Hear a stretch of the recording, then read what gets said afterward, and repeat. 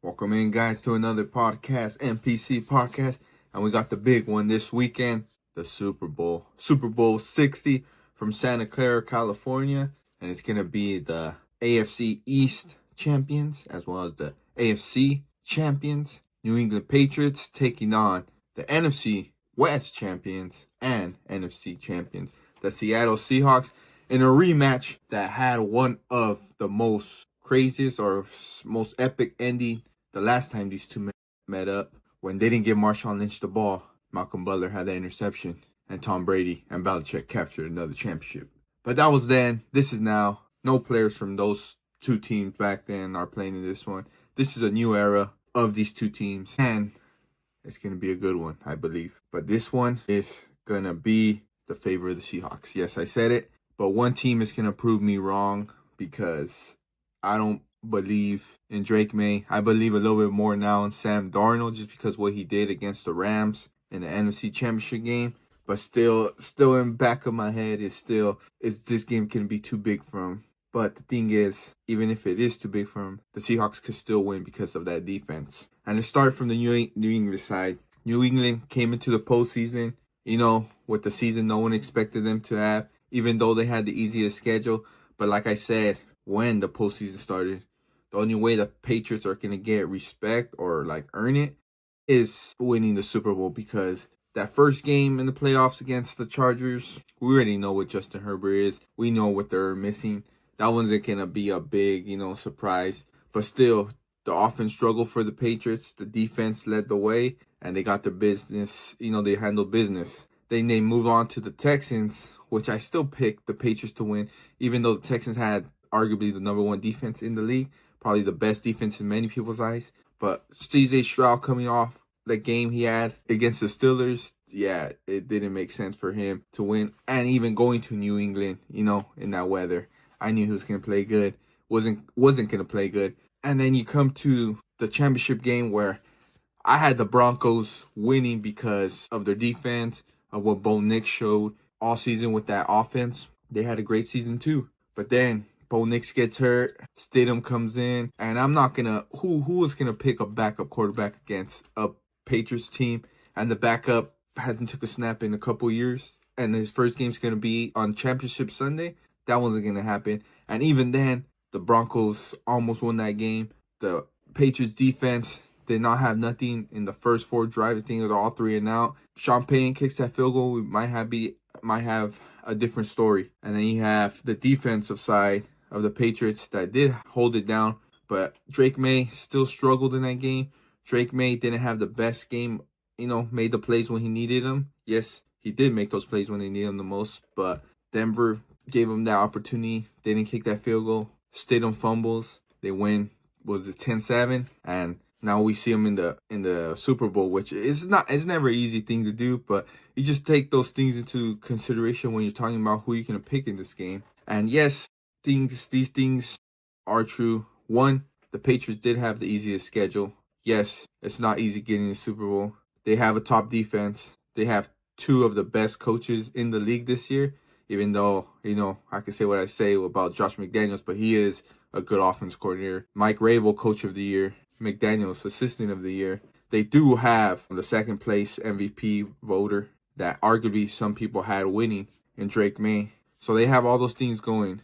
But the way things transpired in the playoffs, as far as the offense goes, and as far as the team they're going to play in the Seattle Seahawks, that's why I'm picking the Seahawks. And then we got now on the Seahawks side, yes, that defense is great. Yes, that offense is great. Yes, the coaching staff is great.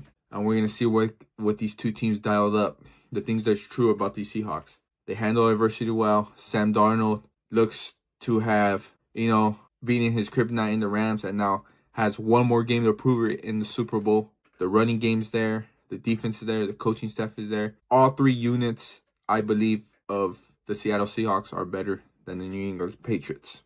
But there's still, like I said, in the back of my head, Sam Darnold needs one more game. One more game to prove me wrong if he could go out there and play well, which I can't say definitively that he is, but he proved me wrong against the Rams. So, prove me wrong again. Seattle's my pick, and I expect this game to, I want to say close. I say 14, 12, 10, 14, 10 to 14 range for the Seattle Seahawks. And these are the keys. The biggest key for me in the game: what quarterback can protect the ball more?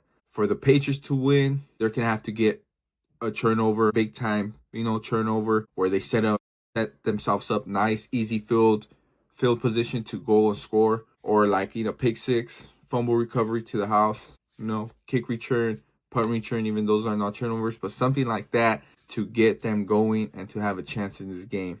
Will it happen? I don't know. The thing is, I believe Sam Darnold, is going to have enough to do on the offense, and that Seattle defense to give Drake May a lot of trouble. We've seen it in the Chargers game, we've seen it in the Houston game, and we've seen it in the Broncos game. The defense does give Drake May trouble, and this Seattle defense is no joke. One of the best in the league, well coached, and we have seen Drake May fumble the ball, and this time, who knows, maybe they don't get as lucky as recovering it, and Seattle, gets those crucial turnovers. But that's the way I'm rolling. Seattle, give me 31-17 in this one. And who knows? I could be wrong. Patriots might surprise. But these two teams, they have 2 weeks to study each other. And they're probably going to show different things that most of us have, or neither us or the teams have seen all year. Just how well these two teams are coached. And it's going to be interesting to see the adjustments once they make them. They get that long halftime. But I do got Seattle winning this one 31-17. And they hoist that Super Bowl trophy once again. And Sam Darnold silences all the critics. A wild season, to say the least. No one had this on their bingo card, Seattle and Patriots. So enjoy it. Super Bowl Sunday, I got the Seahawks. Enjoy it. One more game of football before we, head in sunset into the offseason, draft, free agency, all that good stuff. But before we know it, we'll be back around. And next, I want to get into the Raiders. Yes, my beloved Las Vegas Raiders. The drama this week was Maxx Crosby. Again, this offseason trend of getting talked about in trade talks. Jay Glazer, Fox, even Diana Rossini from The Athletic had a little bit to say that he asked for a trade when I knew that it wasn't true, because believe the man. He has said over and over again that he wants to remain a Las Vegas Raider.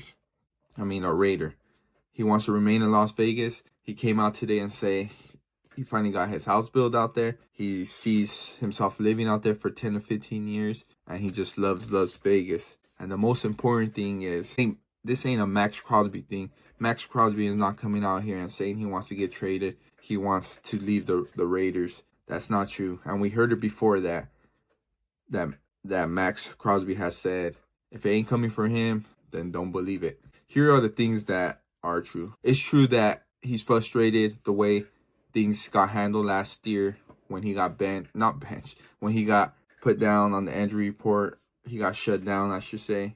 That was frustrating for him. 2, yes, he does not want to go on another rebuild. He's here to win. He wants to win now. And 3rd is he could be looking for a new contract as well. And this could be pushing the Raiders to, sign those key free agents, bring in a coach like Kubiak, Fernando Mendoza, and get this thing rolling. Because the last thing they want to do is lose a locker room presence, a leader, and last of all, one of the best defensive players, if not the best defensive player. In my eyes, he's the best defensive player in the league. But you lose all that, you don't want to. You don't want to do that. So coming into this week, Kubiak, we have to wait a Super Bowl, but doesn't make sense losing Maxx Crosby. And it's never an offseason without Raider drama. But Maxx Crosby wants to be a Raider and wants to say, and let me say this, can Maxx Crosby get traded? Yes, he could. Anything can happen. This is the NFL. At the end of the day, it's a business. But let me say this as well. If somehow, some way, Maxx Crosby ends up getting traded to another team, this is a Spytek, Brady, Davis, Kubiak move. The Raiders move on from Crosby. It's them moving on, the Raiders. It's not Crosby wanting a trade. With that being said, I expect Crosby to stay here, at least for the upcoming season. And once again, if it ain't coming from Maxx Crosby, don't believe it. I have people blowing up my phone a couple days ago. Maxx Crosby this, Maxx Crosby that. Pump the brakes. We heard it from his people. He wants to stay. We heard it from him himself in these last interviews in these last couple of days in Super Bowl week that he wants to remain a Raider. He has the gear on. He's in the building, he said, putting on the work, rehabbing. This guy wants to be a Raider. He wants to win with the Raiders. He's 101. That's what makes him a special player. And he wants to be a legend with the Raiders. He got it tatted, you know. He just ain't getting tatted for fun. So once again, listen to Maxx Crosby. This man wants to be a Raider. Thank you guys once again for listening. Let me know what you guys think. Give me your predictions of the Super Bowl. And enjoy this last game. Hopefully, all you guys have a wonderful Super Bowl Sunday. Eat that good food. Hopefully, you're going to those Super Bowl parties. Stay safe. And, you know, if you guys got any bets or anything going on, hopefully you guys win those. And once again, thanks for watching. Let me know what you guys think. God bless.